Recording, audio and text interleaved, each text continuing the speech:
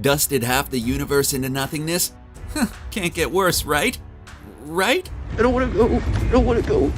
The season finale of Loki has finally introduced us to the MCU's next big thorn in our sides, and he'll go by the name of Kang the Conqueror. Seen as he who remains, Who are you? A conqueror. He who remains. Once Sylvie wiped him off the face of the multiverse, the variants of Nathaniel Richards have been unleashed. If the source material holds any weight, the coming threat is going to be much worse than the one our hero spent 3 phases dealing with. You know, that purple guy? Let's take a look at 10 ways Kang the Conqueror will be much, much worse than the Mad Titan Thanos right now. You're full of tricks, wizard. Thanos may have had Eitri the Dwarf construct him a gauntlet capable of harnessing the power of the Infinity Stones. That plus a powerful spaceship and a cool double-bladed overhyped helicopter propeller. But that's the extent of Thanos' weaponry that we've seen in the MCU. While those are extremely powerful, battle-tested against the likes of Thor, Cap, and Iron Man, they would be laughed at in the presence of Kang the Conqueror. Haha! The weaponry we've seen from Kang already have included the temp pads and the prune sticks, but if the comics are any indicator, the best is yet to come. Kang controls a powerful time ship, an overpowered battlesuit, and an ultra-diode ray capable of rendering someone powerless. He can render Infinity Stones useless and likely destroys Thanos in any weapons contest. The original variant that was Nathaniel Richards was born in the 30th century in a universe where the Earth never experienced the Dark Ages. This means that Kang's very upbringing was in a highly advanced technological time period. He is a product of his time, and the best that era had to offer in terms of intelligence. Just based on the eras of their upbringing, Kang has an edge on Thanos. In the MCU, we've never seen Thanos live past the early 21st century, meaning his knowledge of the universe, history, and technology comes nowhere near the Master of Time. So far in the MCU, we've seen 2 versions of Thanos. There was the main villain who completed his goal and met his end when Thor introduced him to Stormbreaker. Ouch. What did you do? Then there was the one variant of Thanos who came from the year 2014 into the future to attempt to destroy all life itself. Both these Thanos versions have a few things in common. They both wound up in a less than living state, and both of them claim to be inevitable. I am inevitable. That statement was almost instantly proven false by Tony Stark, but with Kang he may actually be able to back it up. For years in the comics, no matter how many times he was defeated, Kang always comes back, sporting a new variant that would learn from the mistakes of the prior Kang. Based on the description from He Who Remains, it seems that there will always be variants of Nathaniel Richards that come to defeat the Avengers. Even in our introduction to him, his final words show us that he will succeed where Thanos fails, letting us know he'll see us soon. Half the universe gone in an instant? Ha! Sounds like child's play. Also, they all came back, so at the end of the day, Thanos has very few casualties on his hands in comparison to Kang the Conqueror. Not only did Kang win the multiversal war, most likely destroying an unbelievable amount of enemies in the process, but he's also been running things for quite some time as He Who Remains. In fact, he's so bored of doing this job that he was ready to hand it over to the 2 Lokis. The job I'm referring to is sending literally infinite amounts of variants into the void to be destroyed.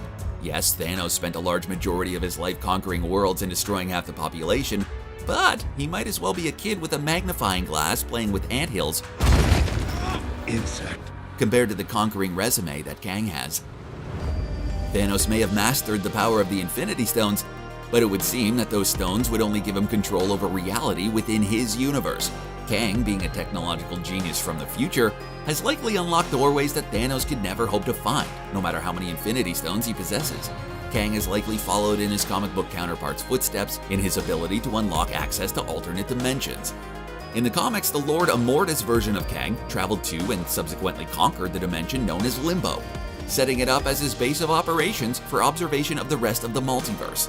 We have likely already seen an adaptation of this, seeing that He Who Remains reigns over the Citadel at the end of time to observe the sacred timeline. This shows us that the Kang variants on their way have access to powers granted by places like the Dark Dimension and the Quantum Realm, which Thanos has likely never heard of. Anything that makes Kang way worse than Thanos is the company they keep. Thanos' children do not even compare. First of all, 2 of them turned against him and joined the Guardians of the Galaxy. The 4 that remain are the Black Order, and they're generally impressive for the most part. Ebony Maw seems to be one of the MCU's greatest magic users and is a technological genius. Corvus Glaive is one of the greatest fighting strategists in the universe, and Proxima Midnight and Cull Obsidian are some of the MCU's greatest fighters. That's all well and good. Too bad they don't even compare to the pet kept by He Who Remains. Alioth is literally the monster that causes the end of time. He is essentially the watchdog at the void that destroys everything in its path and cannot be destroyed. Loki and Sylvie had to use some special enchantments to get past Alioth, but were nearly reduced to nothing in the process. The Black Order's great, but I'll take Alioth 10 times out of 10. Thanos is, in a word, complicated. His lifelong purpose was to prevent in the universe the atrocities he saw on his home planet of Titan when the resources gave out and the people suffered. Noble on its face, but he chose to commit possibly greater atrocities in the process of preventing them. Thanos initially wants to go planet by planet, wiping out half the population so that the resources can be more plentiful, and eventually uses the Infinity Stones to do this on a universal scale. That is extremely complex. It requires a decade-long quest for the stones, the building up of materials, all for a very specific thing that at the end of the day is clearly more evil than the atrocities he's trying to prevent. Kang, on the other hand, is simple. His purpose is his name, the Conqueror. All he wants to do is conquer. He moves from his world to his universe to the multiverse and becomes the greatest power ever known. It makes much more sense and paints Kang as inherently more evil, given that his goals are purely self-motivated, placing himself at the center of everything. While the Time Stone is an incredibly powerful object, it seems to be yet another useless artifact rendered to nothing but a paperweight by the Master of Time himself. We actually got a lot of those. Some of the guys use them as paperweights. Thanos accomplished incredible feats such as bringing the Vision back to life. However, Thanos' brief ability to manipulate time comes nowhere close to what Kang has been able to do. He's the Master of Time for a reason.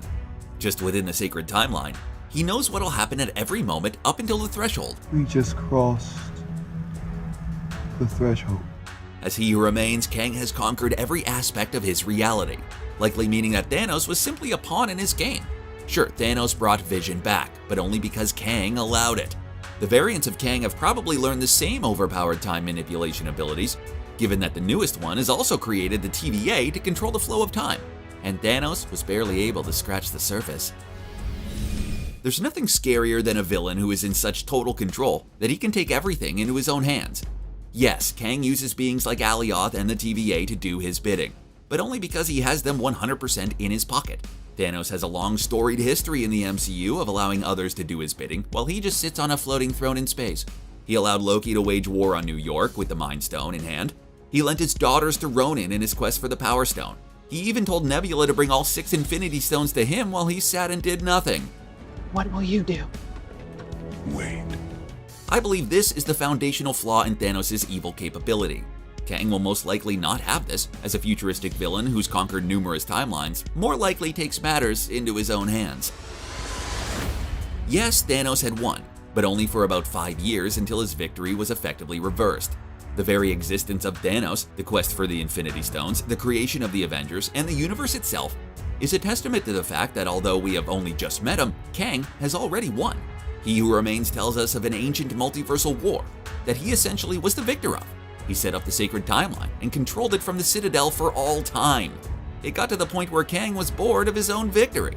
Thanos, for the brief moment that he saw his goals complete, went out nearly days later, while Kang watched and laughed. Since He Who Remains warns us of the variants to come, and we see that one has already taken over the TVA, the threat of Thanos seems minuscule since Kang the Conqueror has already won. Okay, look, I personally would back down from a fight with either of these MCU villains. However, even though looks may deceive, Kang is likely to bring us a threat that Thanos came nowhere close to. Which do you think will prove to be the superior villain?